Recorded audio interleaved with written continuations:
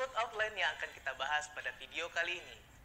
Jadi teman-teman, jika kita ingin mengetahui suatu senyawa obat, kita perlu mengidentifikasi senyawa itu secara kimia ataupun secara fisika. Identifikasi secara kimia bisa kita lakukan dengan mereaksikan senyawa tersebut dengan bereaksi yang spesifik. Misalnya, protein dapat kita identifikasi secara kimia dengan reaksi Biuret. Lebih dalam dibahas di materi reaksi kimia organik ya. Nah, sekarang kita akan fokus membahas identifikasi senyawa berdasarkan sifat fisikanya. Ada indeks bias, bobot jenis, rotasi optik, suhu lebur, dan susut pengeringan.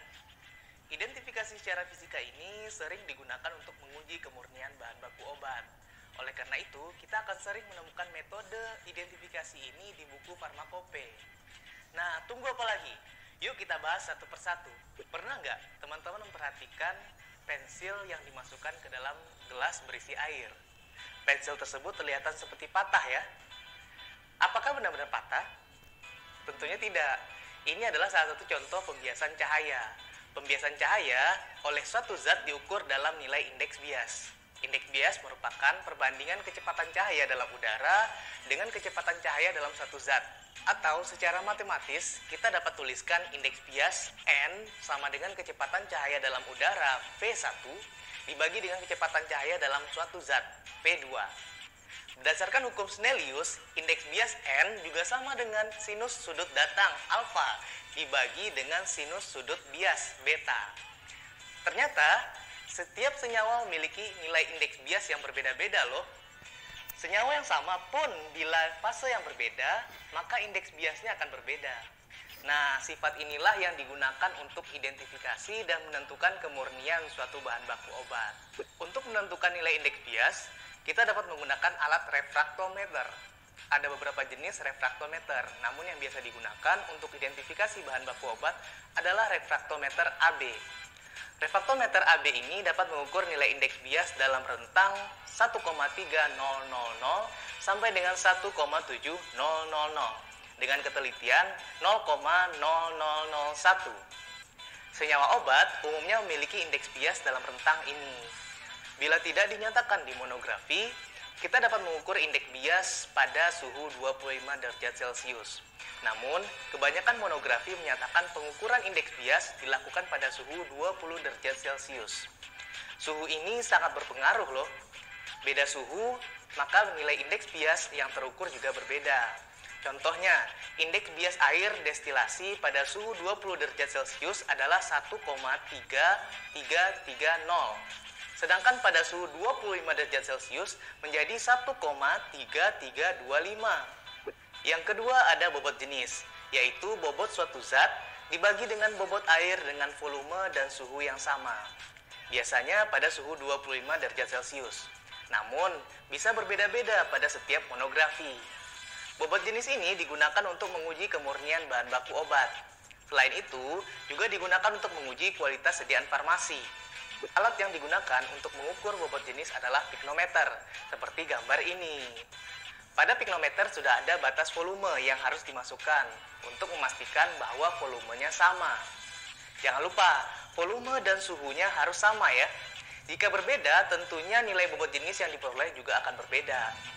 Bobot jenis dihitung dengan rumus bobot piknometer yang berisi zat dikurangi dengan bobot piknometer kosong, dibagi dengan bobot piknometer yang berisi air, dikurangi dengan bobot piknometer kosong. Ada lagi nih, sifat spesifik dari senyawa organik, yaitu optis aktif. Apa itu optis aktif? Yaitu sifat dari suatu senyawa yang dapat memutar bidang cahaya terpolarisasi yang datang, sehingga bidang cahaya yang ditransmisi membentuk sudut terukur terhadap cahaya datang.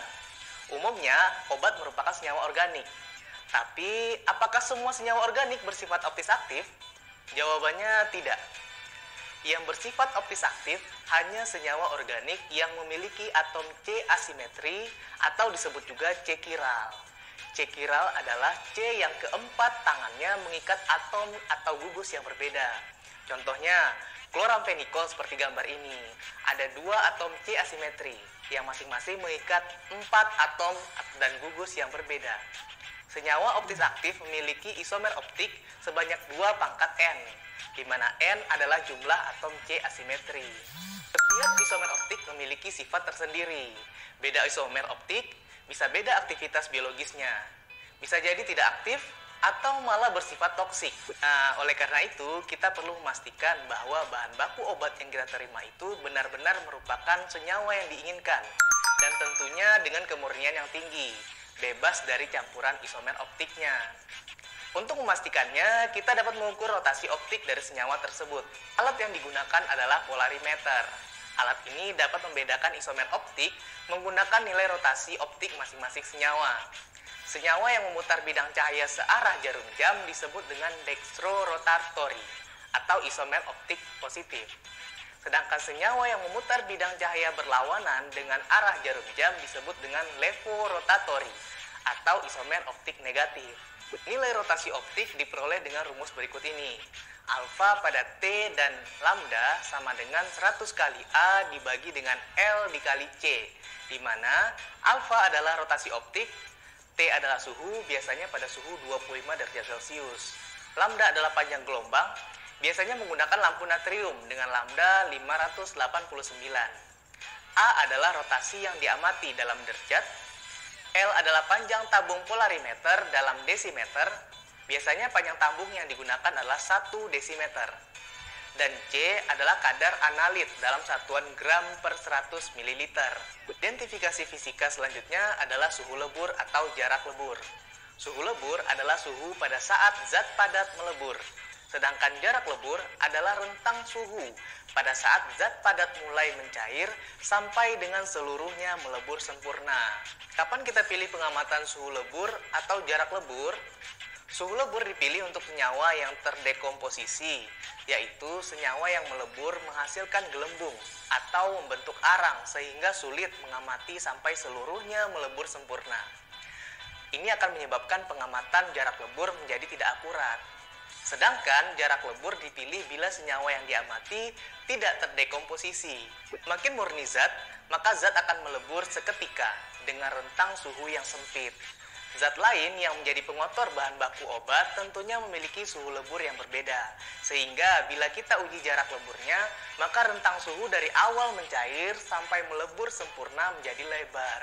Nah, oleh karena itu, suhu lebur atau jarak lebur ini banyak tertera di monografi untuk mengetahui kemurnian bahan baku obat. Pengamatan suhu lebur atau jarak lebur dapat kita lakukan dengan cara berikut. Pertama, bahan kering dihaluskan. Kemudian dimasukkan ke dalam pipa kapiler setinggi 3 mm.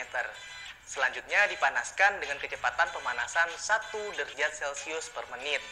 Terakhir, amati suhu lebur atau jarak leburnya. Metode identifikasi secara fisika yang terakhir adalah susut pengeringan. Susut pengeringan dilakukan untuk mengetahui adanya kontaminasi bahan mudah menguap yang ada pada bahan baku obat.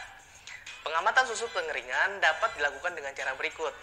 Zat uji yang telah dihaluskan dimasukkan ke dalam botol timbang yang kering, kemudian diratakan. Timbang botol beserta isinya.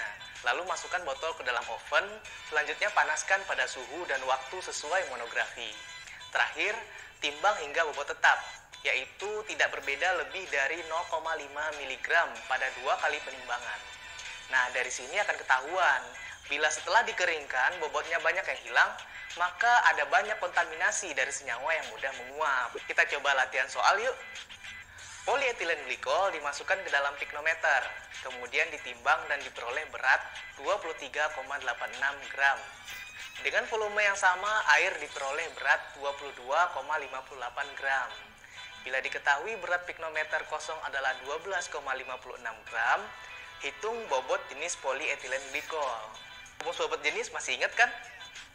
BJ sama dengan bobot piknometer berisi zat dikurang bobot piknometer kosong dibagi dengan bobot piknometer berisi air dikurang bobot piknometer kosong.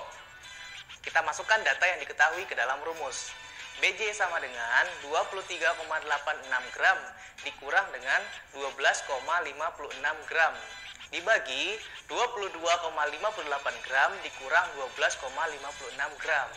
sama dengan 11,30 gram dikurang 10,02 gram, sehingga diperoleh bobot jenis dari polyethylene glikol adalah 1,127 gram per mililiter. Jika teman-teman mau mempelajari lebih dalam, bisa baca referensi di akhir video ya. Sekian obat video kali ini. Thank you for watching. See you on the next video. Salam obat video, Pharmasis Learning Partner.